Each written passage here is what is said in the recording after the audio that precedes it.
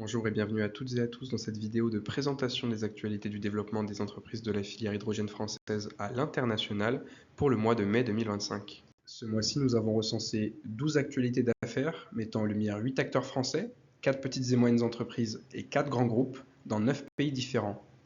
Vous pouvez d'ores et déjà visualiser la carte globale. Nous commencerons notre tour d'horizon par l'Europe et les Amériques avant de prendre la direction de l'Asie qui a concentré le plus grand nombre d'actualités ce mois-ci.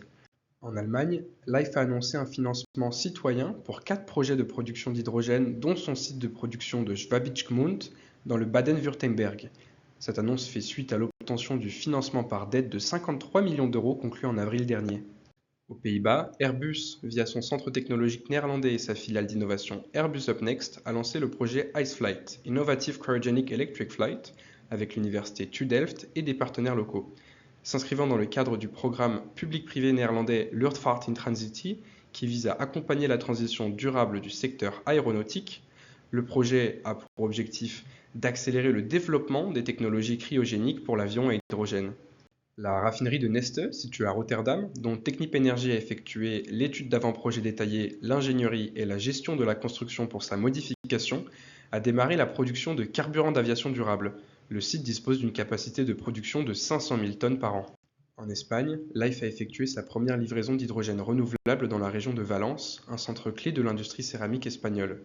Cette livraison devrait permettre de lancer des essais visant à remplacer le gaz naturel par de l'hydrogène renouvelable dans les procédés industriels à forte consommation énergétique. En Amérique et plus précisément au Chili, la coentreprise de Total Energy et RN Total Energy H2 a déposé une étude d'impact environnemental pour son projet de production d'hydrogène et d'ammoniac renouvelable dans le sud du Chili, visant à produire 1,9 million de tonnes d'ammoniac renouvelable par an dès 2030.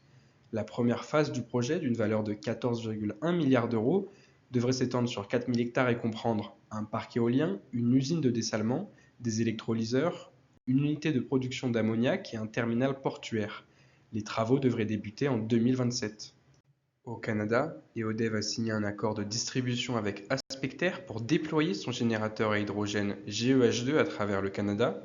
Le générateur électrohydrogène devrait contribuer à décarboner les secteurs de l'industrie lourde, de la construction, de l'événementiel, de la mobilité ou encore de l'aéronautique. Aux États-Unis, Technip Energies a conclu un partenariat stratégique avec Graphitic Energy pour co-développer et déployer sa technologie de pyrolyse du méthane, permettant de produire de l'hydrogène décarboné et du graphite à partir de gaz naturel.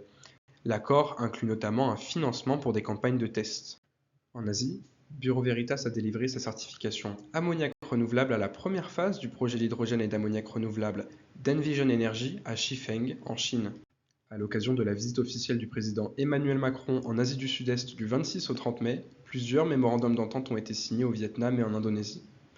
Au Vietnam d'abord, HDF Energy et la Southern Power Corporation, filiale de Vietnam Electricity, ont signé un protocole d'accord pour développer des projets de production d'électricité à partir d'hydrogène renouvelable, ciblant en priorité les îles isolées du sud du Vietnam. Le partenariat prévoit des études techniques et de faisabilité, l'identification de sites, la coordination avec les autorités locales et le partage de connaissances. HDF Energy a également signé un protocole d'accord avec le groupe maritime vietnamien VIMC pour développer l'usage de l'hydrogène renouvelable et des technologies de piles à combustible dans les activités maritimes et logistiques de VIMC. Le partenariat prévoit des études conjointes et des projets pilotes pour intégrer ces solutions à la flotte, aux ports et aux opérations logistiques du groupe. En Indonésie, HDF Energy a signé un mémorandum d'entente avec la compagnie d'électricité nationale PT-PLN et la société indonésienne de financement des infrastructures PT Sarana Multi-Infrastructures afin d'explorer les opportunités de financement et renforcer la bancabilité de ces projets de production d'électricité à partir d'hydrogène renouvelable. En parallèle, un accord a été conclu avec le gouvernement provincial des petites îles de la Sonde orientale, appelé en indonésien Nusa Tenggara, pour développer des projets stationnaires dans la région. Enfin, MGH Energy a signé avec Pertamina New and Renewable Energy, filiale de la compagnie pétrolière nationale indonésienne, un protocole d'accord pour co-développer, cofinancer et commercialiser des carburants de synthèse renouvelables avec un partage d'expertise et des études sur les marchés et les infrastructures. C'est donc en Asie du Sud-Est que s'achève ce tour du monde des actualités du développement de la filière hydrogène française à l'international. Nous vous retrouvons le mois prochain pour les actualités du mois de juin.